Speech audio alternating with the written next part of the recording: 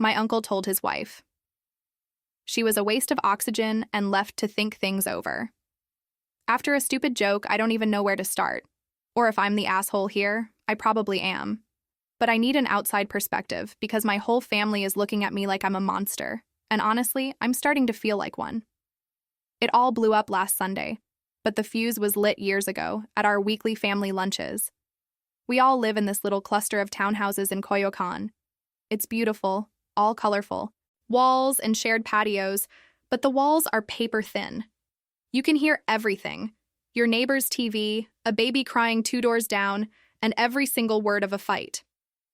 Our family is huge, and every Sunday, without fail, we gather at my grandparents' place for lunch.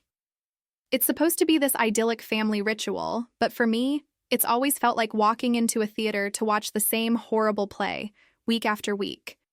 The star of the show is always my uncle, Sergio. He's one of those guys who fills a room, big, booming laugh, tells stories where he's always the hero, and all the older relatives just adore him. They call him witty and sharp. But I've always seen it for what it is, cruelty disguised as a joke, and his favorite target, his permanent punchline, has always been my aunt, Elisa. She's the kind of woman who seems to be made of quiet strength, but you can see the cracks if you look close enough. She has this smile that she wears like armor, a bright, tight thing that never, ever reaches her eyes. On Sundays, she's a blur of motion, refilling drinks, clearing plates, laughing just a little too loudly at Sergio's stories. She never sits still. I think it's because if she stops moving, she becomes an easier target. The script is always the same. We'll all be eating, the air filled with chatter and the smell of carne asada from the grill. Then, Sergio will clear his throat, a small theatrical sound to get everyone's attention. He'll lean back in his chair, a smug little grin on his face, and find something to pick at Elisa for.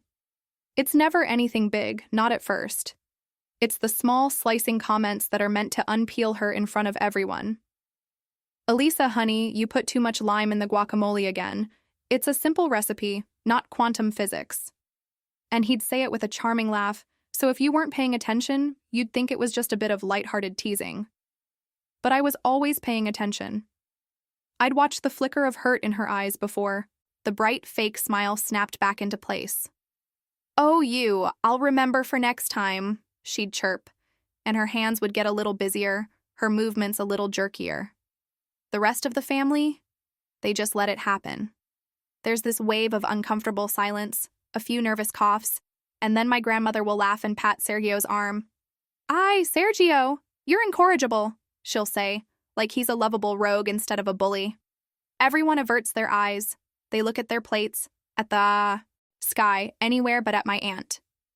Their silence is the loudest sound in the world. It's the sound of permission. For years, I was silent too, and the shame of that sits in my stomach like a stone. This was our normal. A happy family, smiling for a picture while one of us was slowly being erased. It's not like it was one big thing.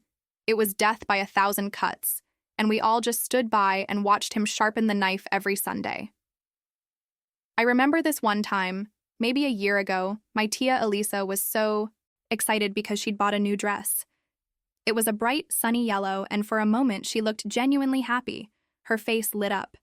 She did a little twirl for us on the patio. My grandpa told her she looked beautiful.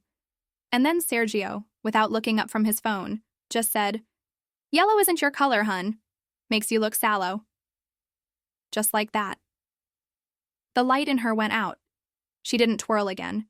She spent the rest of the lunch pulling at the sleeves, trying to make herself smaller. And I never saw her wear that dress again. Another time, we were talking about politics, and she offered a thoughtful opinion on a new policy. Sergio let her finish, a patient, condescending little smile on his face. When she was done, he patted her hand like she was a child who'd just recited a poem. "That's very sweet," he said to the whole table, not to her. "She gets these little ideas in her head. It's adorable, isn't it?" Everyone just kind of chuckled nervously into their soup. The message was clear. Her thoughts were trivial, her voice was background noise. He was the main event, and she was just the set dressing. I tried to talk to her about it, you guys. I really did. I'd catch her in the kitchen alone while we were washing dishes, and I'd say something like, Tia, you know that wasn't okay, right? The way he spoke to you? And every single time, it was the same. The smile would get tighter, her scrubbing would get harder, and she'd launch into his defense. Oh, mija, that's just Sergio. You know how he is. He has a dark sense of humor. Or, he's under so much pressure at work, he doesn't mean it. It was an endless list of excuses, a shield she held up not just for him, but for herself. Admitting he was cruel would mean admitting her life was a nightmare, and she wasn't ready to do that. It was easier to pretend the monster was just a misunderstood man. But the real turning point, the thing that made the sick feeling in my stomach curdle into something cold and hard, happened last week. It was a Tuesday morning, not a Sunday. I had to drop off some paperwork for my grandma, so I stopped by their house. It was quiet, just the two of us. She offered me coffee, and we were just sitting at her kitchen table making small talk. The sun was streaming through the window, catching the dust motes in the air.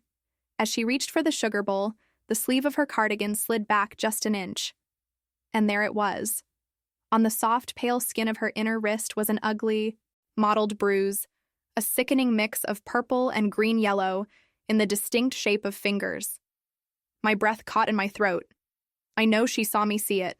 My eyes must have widened, my whole body went rigid. The moment hung in the air for a second, thick and horrible. And then, with a speed that was terrifyingly practiced, she pulled her sleeve down, covering it completely. Her movements were smooth, deliberate. There was no flicker of panic in her eyes, just a blank, polished calm. She picked up her coffee cup, took a sip, and said, "So, did you finish that book you were telling me about?" As if nothing had happened. As if I hadn't just seen the physical punctuation mark to all his verbal abuse. I just stared at her, the question dying on my lips. I couldn't force her to acknowledge a reality she was working so hard to survive, but I couldn't unsee it. That bruise replayed in my mind over and over. It was the proof. The jokes weren't just jokes. The humiliation wasn't just his way. It was all part of the same ugly story, and I finally had the first page. So this past Sunday, I went to the lunch with that bruise seared onto the back of my eyelids. I felt like I was walking through a fog. The usual sounds of the barbecue, the sizzle of the meat, my cousins laughing, the clink of beer bottles, all sounded distant and muffled. Every time I looked at my tia Elisa, all I could see was that ugly purple mark hidden beneath her long sleeves. She was wearing her armor again, that bright, brittle smile plastered on her face as she flitted around, topping off my grandpa's drink, offering my uncle a fresh tortilla. She was playing her part perfectly, the happy, doting wife. And the whole time my stomach was in a cold, tight knot. I felt like I was going to be sick. The afternoon was dragging on in the usual way. Sergio was holding court, telling some long, boring story about a deal he closed at work, making himself sound like a goddamn titan of industry. We were all just nodding, along, the dutiful audience. The topic eventually shifted to movies, and my Tio Roberto was talking about a classic he'd rewatched the night before. Everyone was laughing, remembering old lines. For a second, it almost felt normal. And then my tia Elisa, in a rare moment of stillness, joined in. She was beaming, trying to be part of the happy, lighthearted conversation. She looked at my Tio Roberto and said with a genuine, cheerful laugh, "Oh, I love that one. It's like in The Princess Bride, when he says, 'Hello, my name is Inigo Montoya, you killed my father, time to die.'" She messed it up. The line is, "Prepare to die." A tiny, meaningless mistake. A slip of the tongue that literally anyone could make. Most people didn't even notice, but Sergio noticed. He didn't say anything at first. He just stopped chewing. He slowly put his fork down on his plate, and the little clink of metal on ceramic cut through the chatter. A silence started to spread out from him, like ripples in a pond. Everyone at the table felt it. The laughter died in people's throats. He turned his head and looked at her. It wasn't an angry look. It was worse. It was a look of pure, bottomless contempt. It was the kind of look you'd give to an insect you were about to crush. He waited until every single eye was on him, Then, in a voice that was chillingly calm and quiet, he said, "Prepare. The word is prepare. Prepare to die." How many times have we seen that movie? 100? And you still can't get it? Right. He shook his head, a slow, disappointed motion. Then he looked around the table, at all of us, and delivered the final blow, still in that same soft, conversational tone. "You're a waste of oxygen." The air left the patio. It was sucked out, gone. Nobody breathed. He said it so casually, like he was commenting on the weather. And then came the performance. He shoved his chair back from the table, the wooden legs screaming against the stone tiles. It tipped over and crashed onto the ground.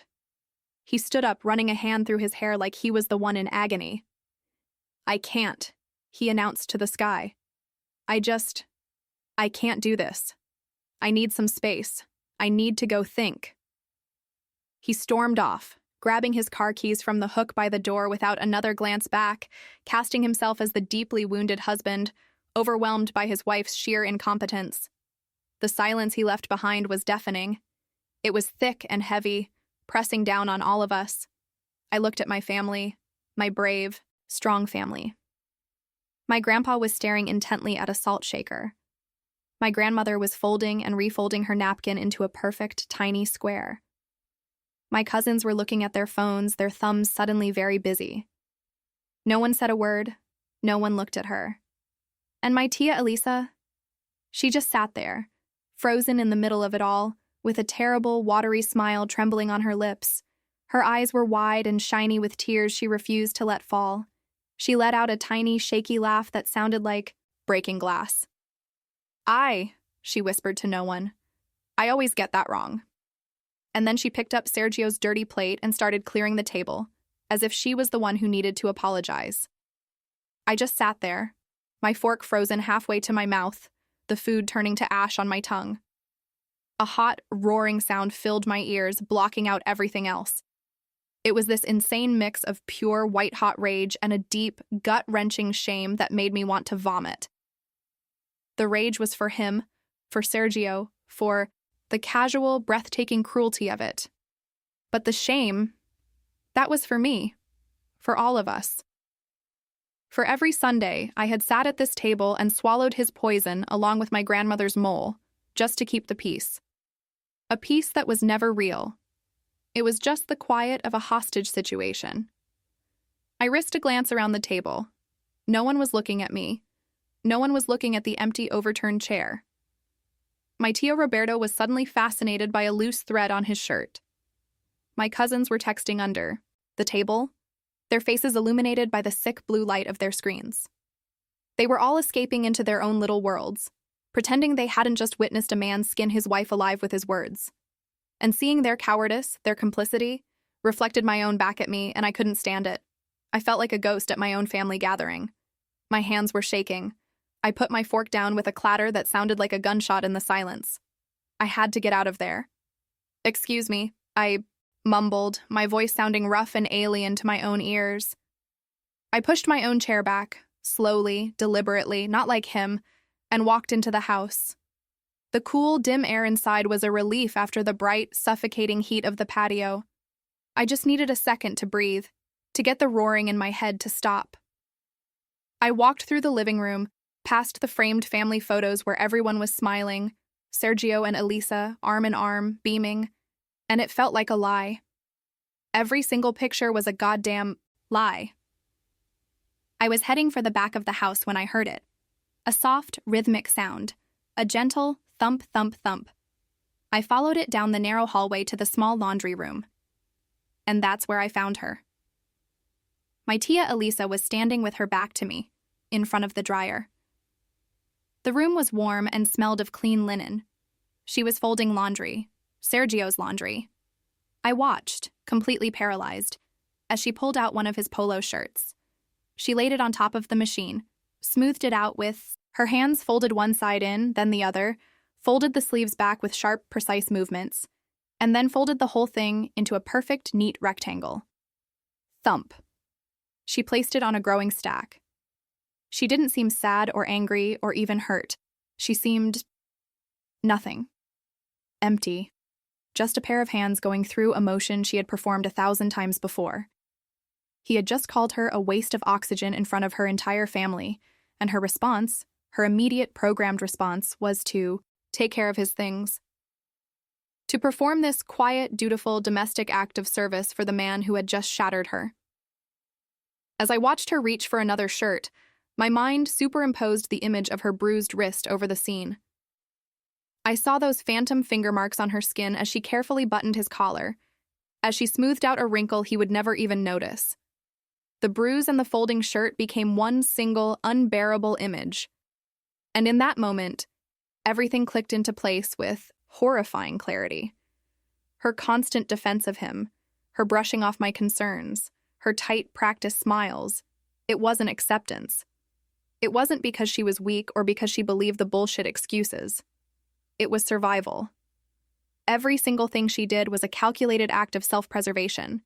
She managed his moods, she placated his ego, she made herself small and agreeable, and she folded his goddamn laundry perfectly, all in the desperate hope that it would keep the monster at bay for another day, another hour.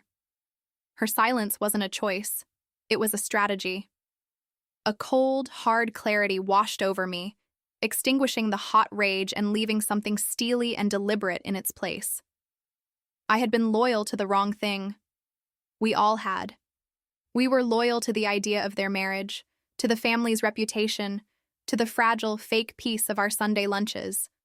But our loyalty should have been to her, to the woman who was slowly being crushed under the weight of it all. Standing there in the doorway of that laundry room, I made a decision.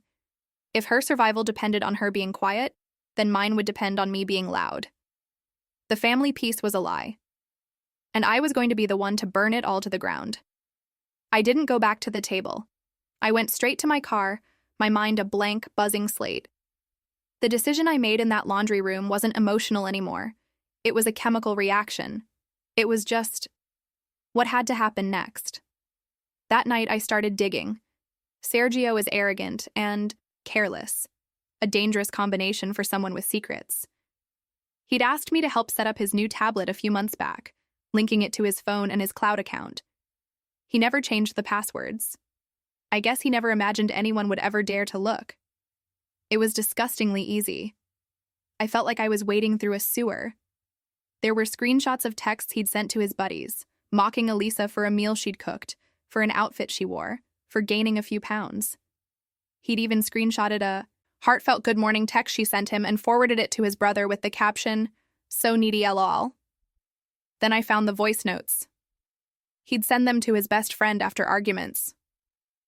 My hands were shaking as I listened, his smug, condescending voice filling my quiet bedroom. In one, he was laughing, actually laughing, about how he could make her cry just by raising an eyebrow. But the crown jewel, the thing that made me feel ice in my veins, was a call he'd recorded. I guess his phone does. It automatically for business. He was bragging to that same friend about a fight they'd had, and I heard him say, clear as day, "You just have to know how to manage them. A little yelling, a little silent treatment. It keeps her in line. She knows who's in charge." I sat there in the dark, staring at my laptop screen, with his voice echoing in my ears. This was my evidence, my ammunition. But my resolve wasn't truly hardened until the next day. A sick curiosity got the better of me. When he'd stormed out of the lunch yelling about needing space to think, I had a sudden, ugly thought. Our family is on a shared phone plan, and we all have the Find My feature enabled. It's supposed to be for emergencies. I opened the app, my thumb hovering over his name. I told myself I was crazy, but I clicked it. His icon wasn't at a park, or a bar, or a friend's house. It was pinned to a residential address across town, an address I recognized. It was the apartment building of a woman from his past, an old flame he'd sworn up and down was completely out of his life, a crazy ex he'd painted as being obsessed with him. The timestamp showed he'd been there for hours on Sunday. He wasn't thinking. He was cheating. The whole dramatic performance at lunch wasn't just about a misquoted movie line. It was his pretext. He needed a reason to storm out, to play the victim, so he could go see her. He weaponized my aunt's tiny mistake to cover for his own massive betrayal. That's when my mission went from saving my aunt to destroying him. I started carefully testing the waters. I called my cousin, the one who is usually the most reasonable. I didn't lay it all out. I just said I was worried about Tia Elisa, that Sergio's behavior was getting worse. The reaction was immediate and panicked. Don't, Renata, just don't. It's not our place. You'll only make it worse for her. It was the same with my grandmother. I got a frantic call 10 minutes later. Your cousin told me what you said. You need to leave this alone. Every marriage has its problems. You are a child. You don't understand these things. Do not destroy this family over nothing. They weren't worried about Elisa. They were worried about the explosion, the inconvenience, the ugly mess of a divorce. They were worried about having to pick a side. But the worst was when I tried to talk to Elisa herself. I cornered her a few days later when she was out shopping. I told her I knew. I didn't even say how, I just said, I knew things were bad and that she didn't have to pretend with me. Her reaction wasn't relief. It was pure, unadulterated terror. Her face went pale, and she grabbed my arm, her fingers digging into my skin. No, she whispered, her eyes darting around the store as if he might materialize out of thin air. No, mija, please don't say anything. You can't. You have no idea what he'll do. Please, for me, just drop it. Everything is fine. She was pleading, her voice cracking. She looked at me like I was the threat, like I was the one holding the match. She was so terrified of his anger that she would rather stay and burn than risk the fallout from an escape attempt. And for the first time, I felt a sliver of doubt. Was I trying to save her, or was I just dragging her out into a firing squad? The next Sunday, barbecue felt like I was walking to my own execution. The whole week had been a blur of frantic phone calls and my aunt's terrified, pleading face replaying in my mind. I had everything ready. The voice notes and screenshots were on a little USB drive that felt as heavy as a brick in my pocket. The printed map from the Find My app, showing his car parked for hours at that woman's apartment, was folded into a neat, damning square. I had the evidence. I had the plan. But as I walked toward my grandparents' patio, hearing the distant fake laughter, every step felt like I was wading through cement. Elisa's voice was a ghost in my head. You have no idea what he'll do. Please just drop it. Her words echoed over and over, twisting my stomach into a cold, hard knot. For the first time, I truly hesitated. The cold certainty I'd felt in the laundry room was gone, replaced by a sickening wave of doubt. What if she was right? What if I was just some naive kid playing with fire and about to burn her entire life down around her? I was so sure I was doing the right thing, but seeing the pure terror in her eyes, it made me feel like the villain. I pictured the scene, me playing the audio, dropping the map. And then what? The explosion, the screaming, and him turning that cold, quiet rage on her, not me. I'd be the one who lit the fuse and then walked away, leaving her to deal with the shrapnel. My grandmother's voice joined the chorus in my head. You are a child. You don't understand these things. Maybe she was right. Maybe I was crossing a line that should never be crossed. Maybe this was their marriage, their mess, and my only job was to stand on the sidelines and avert my eyes like everyone else. Aida, for thinking I knew better than the woman who was actually living it? Was I about to ruin her life, not save it? My hand went to the USB in my pocket, my fingers suddenly clammy. I could just throw it away. I could go to the barbecue, eat my food, and pretend I knew nothing. I could go back to being silent. But then, as I stood there, hidden behind the bougainvillea bush at the edge of the patio, I saw her. She was standing by the grill, handing Sergio a platter of marinated meat. He didn't look at her. He just took it, grunted, and turned back to the fire. And she just stood there for a second, her hands empty, with that same watery, vacant smile. In that moment, I wasn't just seeing my aunt. I was seeing the woman from the voice note, the one he keeps in line. I was seeing the wrist with the fingerprint bruises. I was seeing the girl who loved a yellow dress and was told it made her look sick. And I realized who my loyalty had been to this whole time. It was to a lie. It was to the idea of our family, the pretty picture in the frames on the wall. It was to keeping the peace. But what the hell is the point of a peace that requires one person to be a silent victim? The peace my family was so desperate to protect wasn't peace at all. It was just a fragile truce, bought and paid for with my aunt's dignity, her happiness, and her safety. My loyalty shouldn't be to a marriage. It shouldn't be to a quiet Sunday lunch. It should be to her, to the actual human being who was drowning right in front of us. I decided right then that I was done being loyal to their comfort. I was done being loyal to their silence. To save her, I had to be disloyal to everything else. I had to betray the family's unspoken pact. I had to betray the promise she'd begged me to make. The doubt didn't vanish, but it settled into a grim resolve. This wasn't about being a hero. It was about doing the one thing no one else had the guts to do. My hand tightened around the USB drive in my pocket. The fear was still there, but now it felt like fuel. I walked onto the patio. The air was thick with the smell of grilled onions and the sound of forced cheerfulness. Sergio was by the grill, tongs in hand, laughing loudly at one of his own jokes. He saw me and his smile tightened for a fraction of a second before becoming big and booming again. "There she is! Thought you got lost. Grab a plate, mija." He was playing the part of the magnanimous host, the benevolent patriarch. The lie of it all was so thick I could taste it. I gave him a small, tight smile and walked over to the big portable speaker on the table, the one they use every week for music. My heart was a frantic drum against my ribs. My hands felt cold and clumsy. "I actually have a song I want to play for everyone," I said, my voice surprisingly steady. A few people looked up, curious. My tia Elisa watched me with a look of dawning horror, her eyes wide and pleading. "Don't!" they screamed at me. I avoided her gaze. I fumbled with my phone, my thumb slipping on the screen. The speaker made its little beep-boop sound as it connected to my Bluetooth. For a second, there was just silence. The only sound was the sizzle of the meat on the grill. And then his voice filled the patio.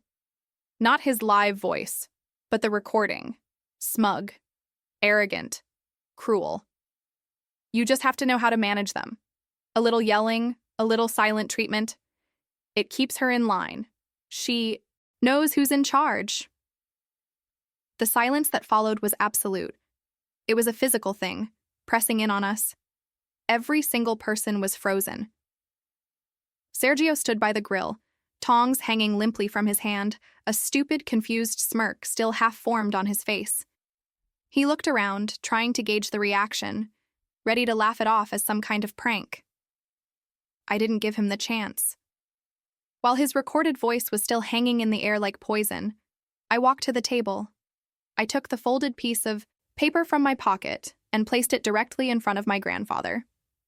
I didn't say a word. I just unfolded it for him. The map, the pin marking the hours he'd spent at her apartment, the thinking spot. Sergio's attempt at a laugh was a choked, ugly sound. "What is this? Some kind of joke, Renata?" But his eyes were darting between the map and the stony faces of my grandparents. He saw it then. He saw the shift. The elders weren't looking at him with their usual adoration. My grandmother's hand was over her mouth, her eyes filled with a disgust I had never seen her direct at him before. The permission was gone. His audience had left the theater. In the chaos of that moment, as my uncle started to stammer and bluster, I felt a hand on my arm. It was my other aunt, my mom's sister. She gave me a single, sharp nod and gestured with her head toward the gate. And then I saw Elisa. She was standing by the door, completely pale, looking like a ghost. But she wasn't crying. Her face was a blank mask, but her eyes were fixed on me. And for the first time, there wasn't terror in them. There was just nothing. An emptiness that was more terrifying than any scream. I walked over to her, and she let me lead her away. As we walked out of the gate, my other aunt met us with a small suitcase. She'd packed it for her that morning. That was a week ago. Sergio is a ghost now. He's been cut off. He shows up at the gate of the townhouses sometimes, trying to talk to my grandparents, trying to get to Elisa. The neighbors just close their blinds. Elisa is staying with us. She barely speaks. She just sits in the guest room, staring out the window. She hasn't yelled at me. She hasn't thanked me. I found the number for a women's center that my other aunt left on the nightstand, and yesterday I saw her holding it. She hasn't called yet. The power dynamic is completely shattered. He has nothing, and she has a chance, I guess. I blew up a family. I destroyed a marriage. I took a decision that wasn't mine to make and forced my aunt into a new life she's clearly terrified of. I did it because I couldn't stand the silence anymore. But now, in the quiet of my own house, with her sitting like a statue in the next room, the silence is deafening. So, Reddit, I need to know. Ada for publicly exposing my uncle's abuse and affair, effectively blowing up his life, even when my aunt begged me not to?